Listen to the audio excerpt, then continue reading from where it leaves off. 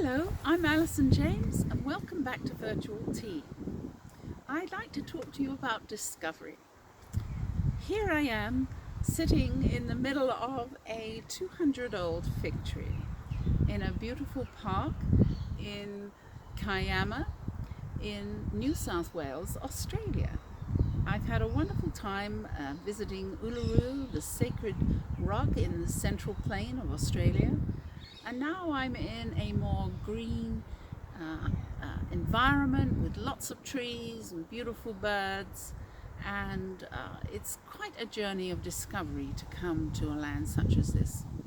It is rather vast and open, and so there are lots of possibilities. It's not something I had planned to visit here so much as rather just allowing myself to go with the flow of my life, and I felt the pull to be here. And so the journey of discovery is something that I think we should each explore, whether it's discovery of family and friends, places, things that you might have known from the past and which are drawing you now. But overall, I think life is a discovery of yourself. And sometimes it takes you're being pulled into a new environment, a new place, new relationships, and you discover how you feel and how you act and what's important to you. So in my journey, I feel that I have reached a certain place of centeredness and peacefulness within. But that journey of self-discovery really takes a lifetime to know who you are on the outside. And if we walk our talk as light workers, we can be the truth of who we are, walk our talk. And so my little chat today is really to share on a more personal level how coming together with family is such an important part of our lives. And when we reach others who've been totally separated from us and then we come together again, it is interesting how, even though our lives may have gone in different directions, the bonds and the love connect us and bring us together, and we can enjoy things as if we were never separated.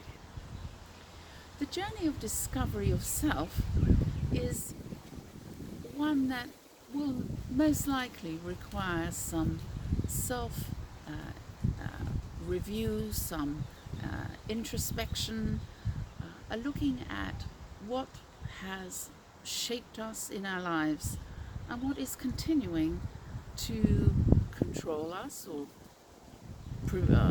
prevent us from being free or giving us certain obstacles.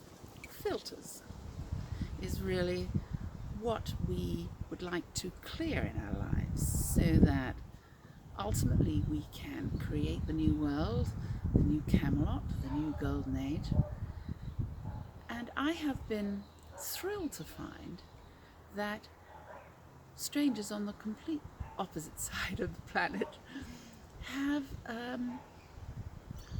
many of the same ideas and are very thoughtful and connected to world consciousness and what's going on around them. And we are truly all the same in many ways. We each have our own paths. And when we take a closer look, we can discover that there are all sorts of things that we have in common, that we can share. And so the diversity of place and culture is such a wonderful thing that we can all share together. We don't have to feel apart or that we don't belong. Everything is in oneness. And anytime we step out of our comfort zone, it is extraordinarily gratifying and comforting to know that it is the same. Wherever you go, there you are. And so wherever you might settle in life, wherever you might live, whatever you're doing, we all have so much in common. And I think in the past, in the last century, we had world wars and we were always focusing on our differences, but we really need to focus on our similarities and the things that we can share, and we really are all the same. It's just that we've each had a different root, different families, maybe even a religion that we have been brought up in. But ultimately we come to the spirituality that is all of us, in all of us, whether we are ready to accept it or not. So discovery, and to release whatever we find that is bringing us discomfort, or that we keep repeating, or that we're just ready to let go, is something that I, Alison, at AlisonLJames.com, can help you with. The spiritual path of what I offer, which is an assembly of tools and healing modalities and guidance and channelings, is what I call the Starlight Path. When I was in Uluru, I discovered in a wonderful tour, some 2.5 hours out into the desert, the oldest caves known to Australians. And these are called, this place is called Cave Hill. And at Cave Hill, they have cave paintings in part of the beautiful landscape there. And these cave paintings you're not allowed to photograph, just like at Uluru. And they are there as part of what they call the song lines of the Anagu, the local Aborigines. And they use these song lines as maps.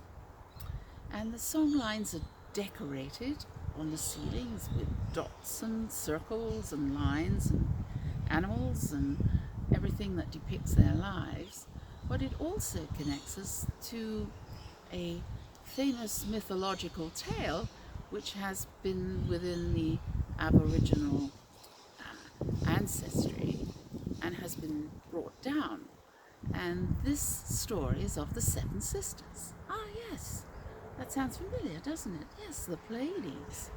So, with all of the natural environment that becomes a wonderful source of interest all around these areas in Australia, it is very exciting to consider that it was in fact the Pleiadians who came to Uluru.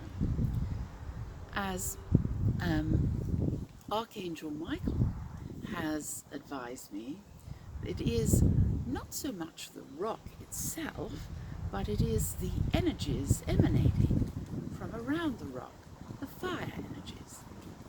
And they have now stopped the climbing of Uluru by the visitors because they have been destroying something that is really sacred and should be treasured. On the other side of the trail that was leading up to the top of Uluru is the most wonderful waterfall, and it is a very feminine energy. And I sat there in meditation, connecting to some of you who might be watching this now. So this journey to Australia has been showing me so much about the life here and what has been honoured here since we know Australia has existed. Of course, the continent separated from Sri Lanka, that was formerly Ceylon, and India. But we think of Australia, and particularly Uluru Rock, as the motherland. Yes, even before Lemuria, before Atlantis, there was the motherland of Mu. There are a wonderful series of books by a British writer who was in the army, Colonel Churchward, and he's written a number of books and some fascinating findings about symbolism, even the Lord's Prayer, which Jesus found in India and which we now know for ourselves. So around the world we're all connected, and these paths, just as the Aborigines have their song lines, connect us all together.